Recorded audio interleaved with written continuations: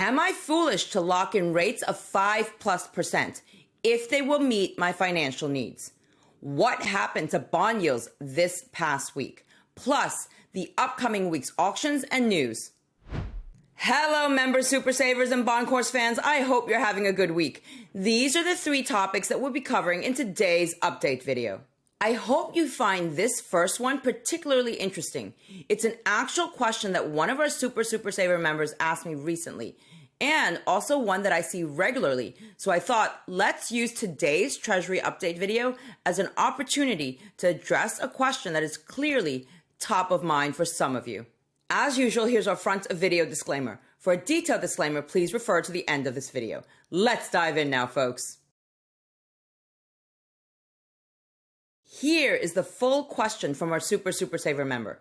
I'm newly retired and feeling that the high yield on long-term GSA and Treasury bonds is pulling me away from equities. Income production and capital preservation are my 2 main concerns. Am I foolish to lock in rates of 5+% if 5.25% will meet my financial needs? I'm afraid I'll kick myself for letting these opportunities get away. At my age, I don't have time to recover from a decline like we had in 2008. So, for all of you bond fans who are asking yourself something similar, here are some general thoughts that I have for our Diamond NestEgg member and for you as well. First and foremost, if you're newly retired or perhaps already in retirement, you are in the decumulation phase of life.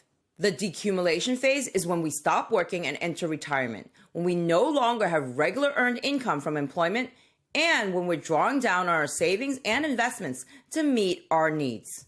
In this phase of life, we should be prioritizing income predictability and capital preservation. And in fact, these are 2 of the primary reasons we start allocating more of our portfolio to bonds during the decumulation phase.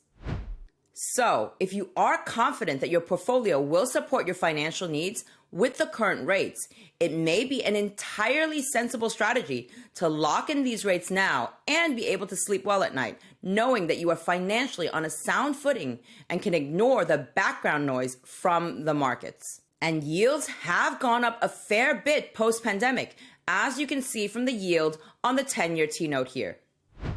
Now, if you decide to invest mostly in bonds, you may give up some upside going forward. You may even kick yourself a bit whenever the market shoots up. But no one can predict the future. And if you switch into bonds and then the next down market comes for equities, and come it will, it's just a matter of time, you may rightly feel very smug about safeguarding your capital and income in a diversified bond portfolio. One more point about feeling regret.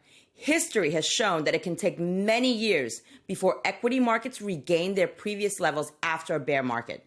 As those of you in Bond Masters may recall, the bear markets of 2000 and 2007 almost merged into each other. And if we treat these 2 bear markets as one, which it basically felt like for those of us who lived through them, it took the S&P 500 almost exactly 13 years to sustainably recover to its previous levels. Just imagine being on the brink of retirement or already in retirement and watching your lifetime savings being crushed by a bear market like this one here or here. And yes, you may miss some market upside by not being in equities, but locking in some of the bond yields now means you'll also miss most of the downside. That said, I leave you with 2 final thoughts on this question. The first is that investing is rarely about all or nothing. You could invest the vast majority of your portfolio in bonds for income and capital preservation, but still keep a small share in equities. For example, if you're very risk averse, your equities allocation could be so small that a bear market couldn't really hurt you. And at the same time, it can give you the good feeling that you will participate, at least a little bit, in the long-term growth in equities.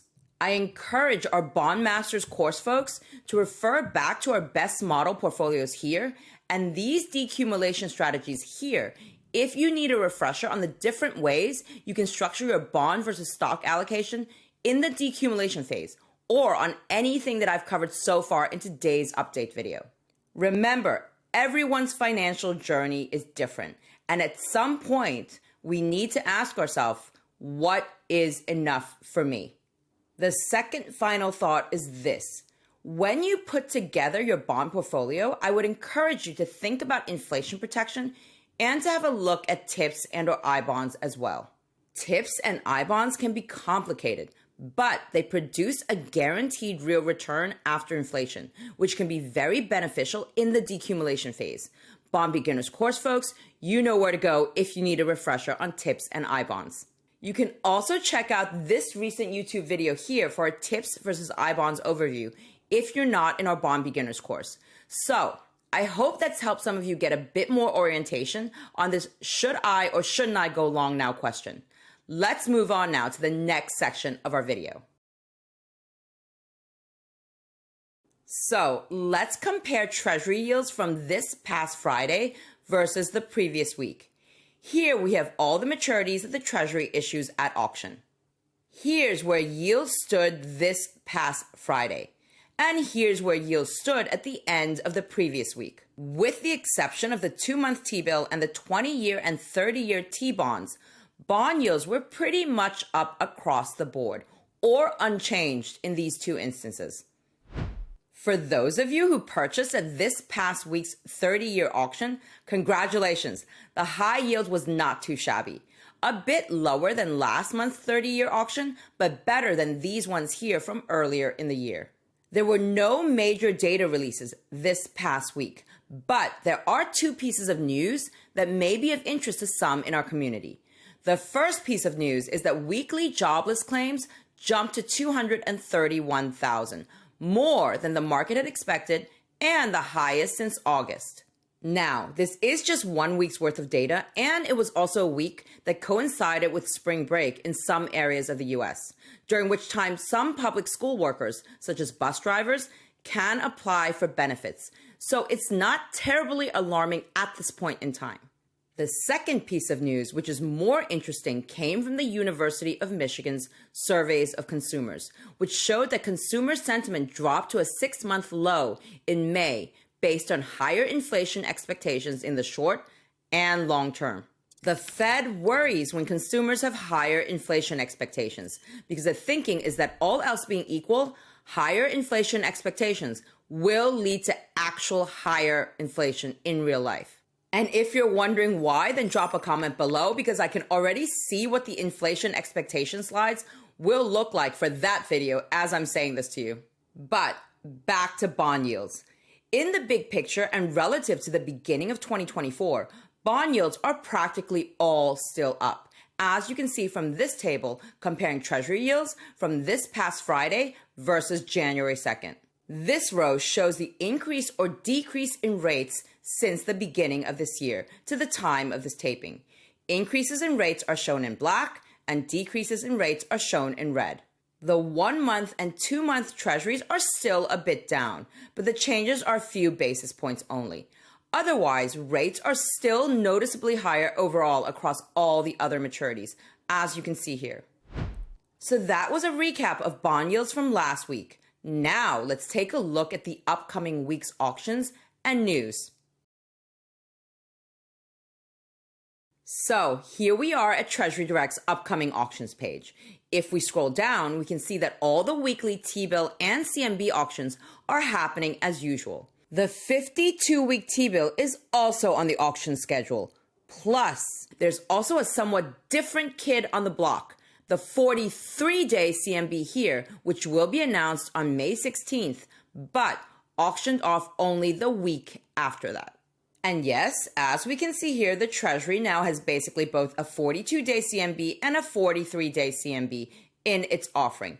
I am a bit at a loss why you would need two separate maturities that close to each other with just 1 day difference. But maybe it's just because they can. What do you think?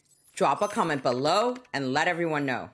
So speaking of CMBs, here's our table highlighting the 3 primary differences between CMBs and T-bills for those of you who are interested. Bond beginners, folks, please refer to Module 4, Video H for a deeper dive into CMBs if you need a brush up.